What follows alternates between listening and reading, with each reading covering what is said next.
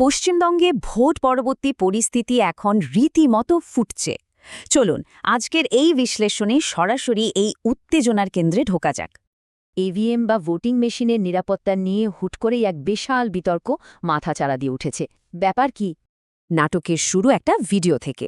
তৃণমূল কংগ্রেসের দাবি মাঝরাতে নাকি চরম নির্বাচনী দুর্নীতি আর ইভিএম কারচুপির চেষ্টা হয়েছে। মাঝরাতে চুরির অভিযোগ আর ভোরে কমিশনের সিলিং। ভাবুন, মাত্র কয়েক ঘণ্টার মধ্যে পরিস্থিতি কতটা ভয়ঙ্কর রূপ নিয়েছিল।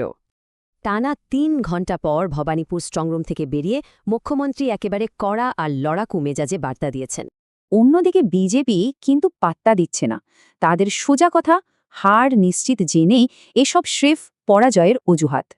আসল ব্যাপারটা হল এই দুটো সম্পূর্ণ বিপরীতমুখী দাবির সরাসরি সংঘাত।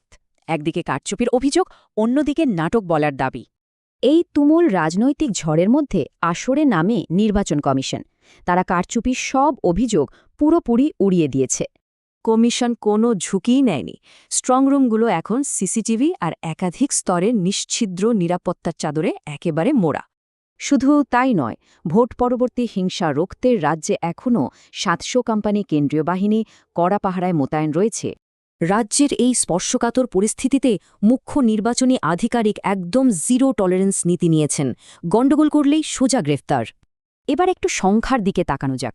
এক্সিট পোলের রিপোর্টগুলো কিন্তু এই রাজনৈতিক উত্তেজনাকে আরও কয়েকগুণ বাড়িয়ে দিচ্ছে। কিছু বড় মাপের সমীক্ষক সংস্থা বেশ জোর দিয়েই বলছে যে বাংলায় এবার বিজেপির বিপুল সংখ্যাগরিষ্ঠতা আসছে। আবার ঠিক উল্টো ছবিও আছে। অন্য কয়েকটা সার্ভের দাবি তৃণমূল কংগ্রেস এবারও খুব সহজেই ক্ষমতা ধরে রাখবে। এই চূড়ান্ত বিভ্রান্তির মধ্যেই মমতা বন্দ্যোপাধ্যায় তার সমর্থকদের বিশাল জয়ের ব্যাপারে একেবারে নিশ্চিত করে ভরসা দিয়েছেন। উত্তেজনা এখন তুঙ্গে, গণনার দিনও দোরগোড়ায়। এখন সবচেয়ে বড় প্রশ্ন, শেষ হাসিটা আসলে কে হাসবে?